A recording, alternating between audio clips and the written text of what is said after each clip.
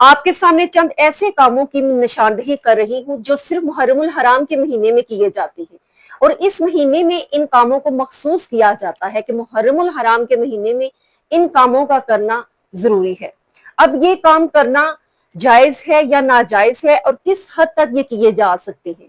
گزارش ہے کہ آخر تک بات کو ضرور سنیے گا، بہت امپورٹنٹ ویڈیو ہے اور آگے بھی ضرور شیئر کریں۔ اگر آپ کے گھر میں اس طرح کا کوئی کام پایا جاتا ہے یا ریلیٹیو میں سے، فرینڈز میں سے کسی کے گھر اس طرح کے معاملات ہیں تو خدا را اس کی اچھے طریقے سے اصلاح کر لیجئے۔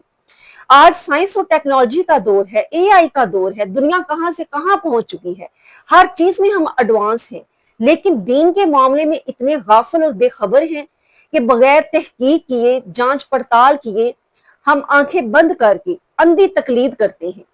اور جہالت اس قدر ہے دین کے معاملے میں کہ ہم چیزوں کو سمجھتے نہیں اور بغیر سمجھے ہی اس پر عمل کرنا شروع کر دیتے ہیں، اور جاہل لوگوں نے اس کو اور زیادہ ہوا دے رکھی ہے۔ تو آئیے دیکھتے ہیں وہ کام کون سے ہیں جو بالخصوص محرم کے مہینے میں ہی کیے جاتے ہیں۔ سب سے پہلے آپ دیکھیں،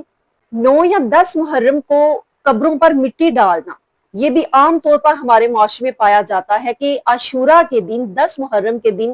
قبروں پر جا کر مٹی ڈالی جاتی ہے، اس کے بعد گھر آ کر نظر نیاز پکائی جاتی ہے اور لوگوں کو کھانا کھلایا جاتا ہے، اور وہ جو بعض لوگوں نے کچھ لوگ مقرر کیے ہوتے ہیں جو کہ قبرستان میں جا کر قبروں پر مٹی ڈالتی ہیں، پھر ان کو کھانا کھلایا جاتا ہے۔ اللہ تعالیٰ کے قرآن اور نبی کے فرمان میں تو یہ نہیں آیا، نہ ہی یہ عبادت اور ثواب کا کام ہے، مگر یہاں مذہب جو ہے جاہلوں کے ہاتھ میں ہے جو نہ مانتے ہیں نہ جانتے ہیں۔ اعلیٰ حضرت امام احمد رضا بریلوی فتاوی رضویہ میں جلد نمبر 9 اور صفحہ نمبر 373 میں فرماتے ہیں، 9 یا 10 محرم کو قبر پر مٹی ڈالنا جبکہ قبر کی حالت بالکل درست ہو غیر ضروری ہے۔ یہ فرماتے ہیں کہ عاشورہ کے دن قبروں پر جا کر مٹی ڈالنا، پانی ڈالنا بے اصل اور بے معنی ہے۔ ہاں، اس وقت ڈالنا چاہیے جبکہ اس کی ضرورت ہو، یعنی اگر قبر کی حالت درست نہیں ہے، وہ اس کی مٹی جو ہے وہ اڑ چکی ہے یا بکھر چکی ہے،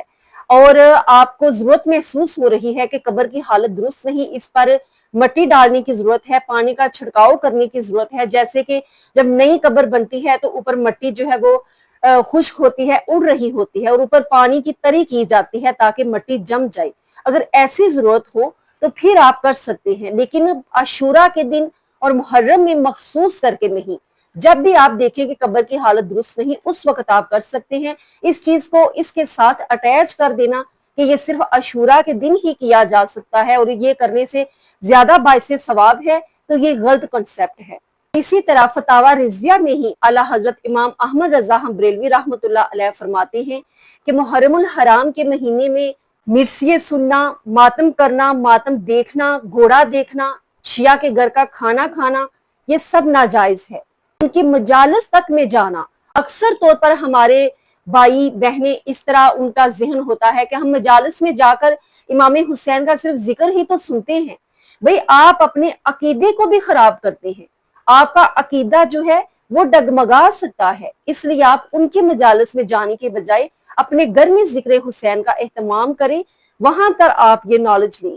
بجائے کہ ان کے مجالس میں جانے سے۔ پھر محرم الحرام کے مہینے کے ساتھ یہ بھی چیز مخصوص کی جاتی ہے کہ محرم میں شادی نہ کریں، کوئی منگنی وغیرہ کا ایونٹ ہے وہ نہ رکھیں، کپڑے نہ بدلنا، جھاڑو نہ دینا، یہ تمام چیزیں سوگ کہلاتی ہیں، اور سوگ جو ہے وہ اتنے عرصے تک رکھنا منع ہے۔ 9 محرم ہو یا ماہ سفر ہو، کسی بھی مہینے میں شادی کرنا منع نہیں ہے، کوئی منگنی کا ایونٹ رکھنا وہ منع نہیں ہے، لیکن شرط یہ ہے کہ محرم کے مہینے کا تقدس اور احترام کرتے ہوئے، کیونکہ یہ حرمت والا مہینہ ہے جس کا ذکر قرآن پاک میں بھی آیا ہے، اس لیے احترام یہ کرنا چاہیے کہ شادی بیاہ کرنا منع نہیں، لیکن جس طرح سے آج ہمارے ہاں شادیاں ہوتی ہیں بہت ہی افراتفری کے ساتھ، ڈول ڈمکوں کے ساتھ، ناجائز غیر شرعی حرکات کے ساتھ، تو اس طرح کی شادی کرنا منع ہے عام حالات میں بھی اور محرم اور حرام کے مہینے میں بھی، کیونکہ امام حسین کی شہادت سے ہر دل دکھی ہے، مگر اس میں اس طرح سے سوگ جائز نہیں،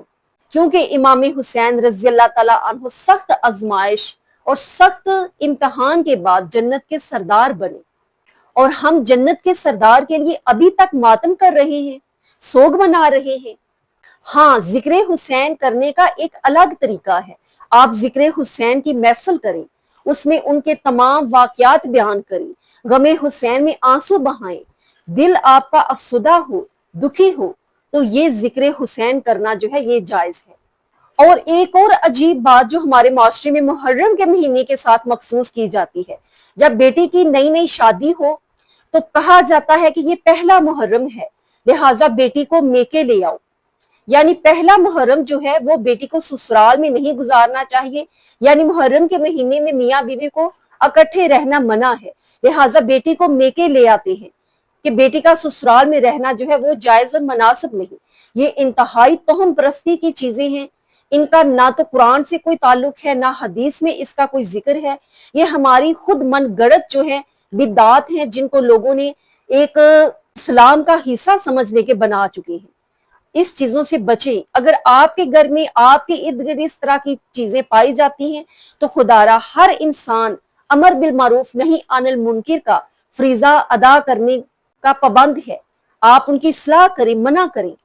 और एक अजीब बात आपको बताऊं, मुहर्रम के महीने में घर घर ये कहकर मांगा जाता है कि मैं इमाम हुसैन का मंगता हूँ, उनका फकीर हूँ, और मैंने मन्नत मानी हुई है कि मेरे घर में बेटा पैदा होगा तो मैं उसको मांग कर कपड़े पहनाऊंगी, भीख मांग कर उसको खाना खिलाऊंगी। उससे मेरी ये गुजारिश है कि बीबी, मांगना तो मना है, हराम है, नबी पाक सल्लल्लाहु अलैहि वसल्लम ने इससे मना फरमाया है। अगर तुमने मन्नत माननी ही थी तो तुम नवाफिल की मन्नत मानती कि मैं इतने नफल पढ़ूंगी, मेरी ये मन्नत जो है वो पूरी हो जाए, तो या मैं रोजा रखूंगी, उम्रा करूंगी, या इतने लोगों को खाना खिलाऊंगी, तो ये मन्नत जो है ये जायज है। ये कहाँ की मन्नत है कि आप इमाम हुसैन के नाम पर लोगों से मांगना शुरू कर दें कि मैं मांग कर अपने बच्चे को कपड़े पहनाऊंगी, मांग कर उसको खाना खिलाऊंगी, ये इमाम हुसैन का मैंने मंगता बना रखा है। याद रखिए ये सब हराम है, ऐसों को देना भी हराम है और उनका मांगना भी हराम है, क्योंकि ऐसों की मदद करना जो है वो भी उसका साथ देना, ये तमाम चीजें हराम के जुमरे में आती है। अबू दाऊद शरीफ की हदीस है कि गुनाह के काम में कोई नजर नहीं। कुछ कहते हैं कि मुहर्रम के महीने में कुर्बानी का गोश्त नहीं खाया जा सकता, ऐसा कुछ नहीं होता। अगर आपके घर में मौजूद है आप इजीली उसको खा सकते हैं। ये इस तरह कहने वाला, इस तरह का कंसेप्ट रखने वाला खुद गुनाहगार है। कुछ जाहल औरतें ऐसी भी हमारे मुआशरे में पाई जाती हैं जो कि सईदा फातिमा रज़ी अल्लाह तआला अन्हा का मौजज़ा, हजरत अली रज़ी अल्लाह तआला अन्हु का मौजज़ा छुप कर पढ़ाती हैं। 10 बीवियों की कहानी, ये भी एक तरह की कहानी होती है जो कि 10 औरतें इकट्ठी करके छुप कर बैठकर पढ़ती हैं, उसके बाद नजर न्याज करती हैं, खाना खिलाती हैं, और ये एक तरह की मन्नत होती है जो उन्होंने मानी होती है। खुदारा मौजज़ात सिर्फ अंबिया के होते हैं।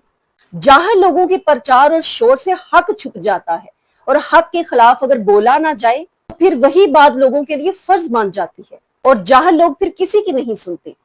इस वीडियो को सदका जारिया समझकर आगे लोगों तक शेयर कीजिए, और फर्स्ट टाइम आए हैं तो चैनल को सब्सक्राइब जरूर करते जाइए। अपना ख्याल रखिए, दूसरों का ख्याल रखिए। अस्सलाम वालेकुम व रहमतुल्लाहि व बरकातहू।